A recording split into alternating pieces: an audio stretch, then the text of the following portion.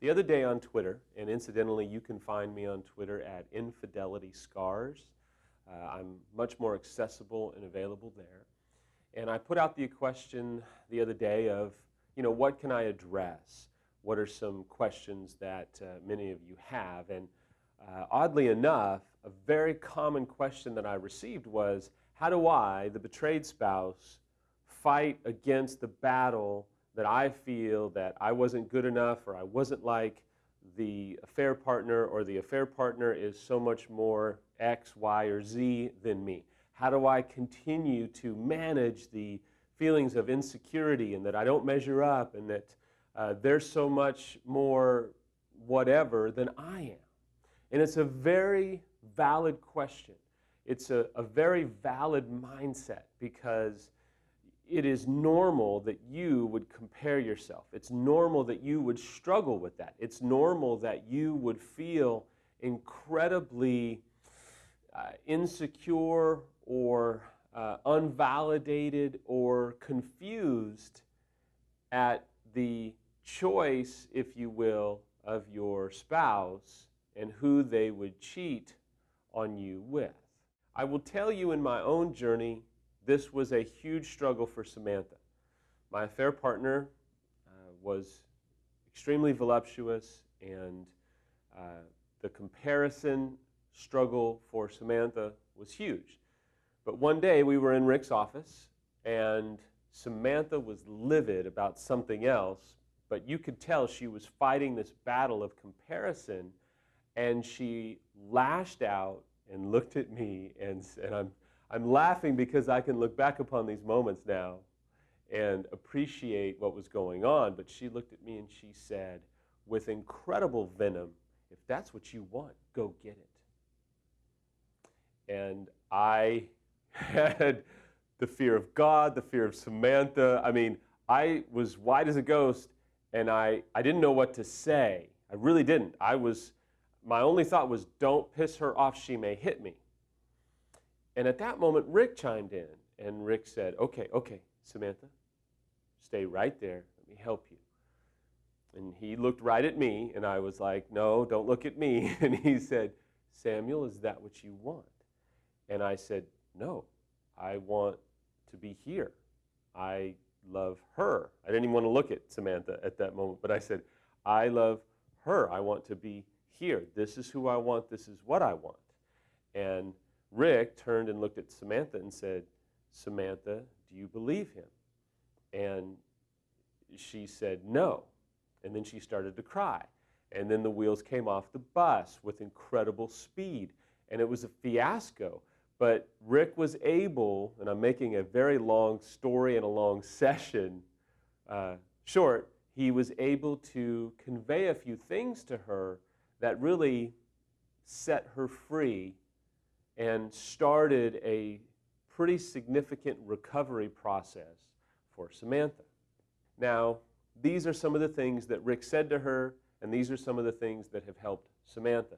Number one is Rick had to convey to Samantha with incredible effectiveness that, Samantha, Samuel is here. He wants to be with you. If he didn't want to be with you, he wouldn't be here. And this was a funny moment. He said, Samantha, Samuel wouldn't endure a lot of the things that you're putting him through if he wasn't committed to being here. Now that was a moment, and Samantha grabbed hold of that truth. And it's true. I have to remind spouses sometimes, not all the time, but some of them, that, listen, if they wanted to be somewhere else, they would be, and they're with you. And so you have to appreciate the fact that they're trying to be with you, and their efforts may not be perfect. And I'm not making excuses for the unfaithful spouse.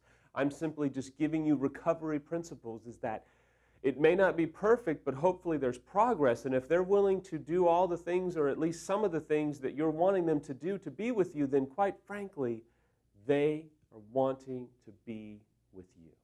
Number two is, a lot of times, some professionals would say all the time, I don't know, But it's been my experience, and a lot of the people that I've helped, it's the truth that a majority of time, the unfaithful spouse affares down. They choose someone that in comparison to their spouse, they're affaring down, if you will. And it's the 80-20 rule. It basically says that we, the unfaithful spouse, is giving up 80% of what we want for the 20% that our marriage or our spouse doesn't seem to be giving us. The easiest example is I want this, erotic sexual activity, this fantasy, this escapism type of lifestyle where it's just so easy and there isn't work and there isn't mood swings and there isn't struggles to be sexual and affectionate and approving, and just that everything is so easy.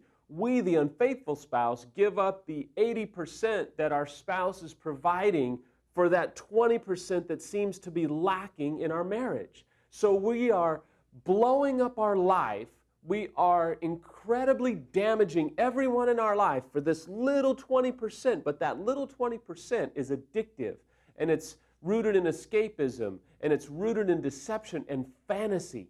But that's why we affair down, because all we can fixate on is that 20%, which leads us to do incredible damage to our life and everybody in our life, because we can't get off that 20% variable. Finally, there's the question of, well, Samuel, can they love two people at the same time? And I'll tell you a good truth. Yes, they can. They can love you, but they can also fall in love with their affair partner. I get it. It's a lot of chemicals, oxytocin, there's dopamine, there's fantasy, there's addiction, there's confusion, the 20%, a lot of different things. But can they love you and their affair partner at the same time? Absolutely. Does it mean it's right? Not at all. Does it mean it's healthy? God, no. But it is possible. And it opens up an incredible Pandora's box of confusion and isolation and weirdness.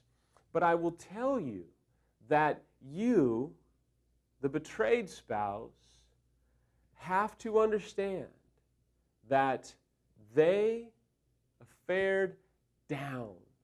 And it's a trap. If you're a Christian, it's a trap by the enemy. If you're not a Christian, it's a trap by deception to keep you hamstrung the rest of your life, the rest of your marriage, fixating on, well, I don't measure up, or I'm not as X, Y, or Z as the affair partner. Well, you may think that, but you are using what Rick calls assumed similarities, which is you are only able to imagine what your spouse was thinking based upon your thoughts. You don't know your spouse's mind. You don't know their thoughts. You don't know what was going through their mind. You don't even know the dark voice of deception, confusion, and unhealthiness that goes on inside of them.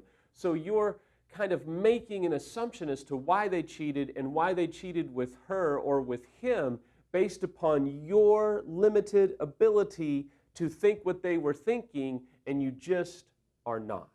I just want to tell you, if you're a betrayed spouse, you're going to have to begin to do some work on your own self-esteem.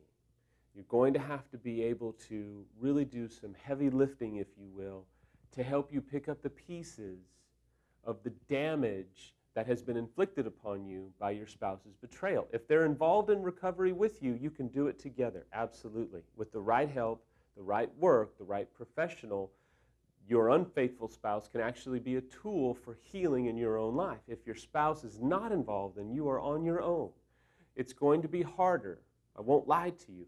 But it is possible to begin to regain your self-love, to regain your understanding that your spouse, more than likely, affared down. They gave up the 80 for this little addictive 20, and you, as a betrayed spouse, you are not minus 20. You are not worth giving up everything for some affair partner. You still have value, you still have meaning, you still have worth as a human being.